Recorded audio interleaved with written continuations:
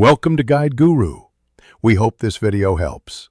You're starting by turning zoom on so gestures work. Open Settings, go to Accessibility, then Zoom and toggle it on.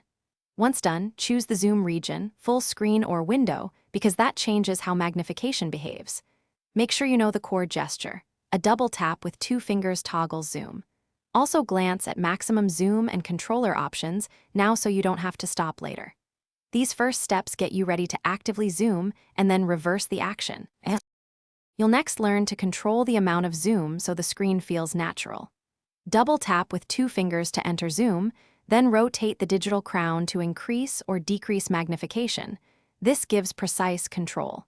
If you prefer the view to track what you select, enable Follow Focus in zoom settings so the watch recenters on buttons and text automatically. Practice a couple of times to feel the sensitivity and make small adjustments until text and controls. To zoom out, simply double tap with 2 fingers once more. That toggles back to the normal view. If the double tap doesn't respond, try a quick restart. Press and hold the side button, slide to power off, then turn it back on. This clears stuck gestures.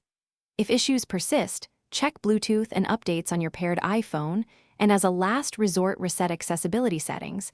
Make sure to back up first because you'll lose customized options. That one troubleshooting tip solves most problems. Thanks for watching. Consider subscribing if we helped you today.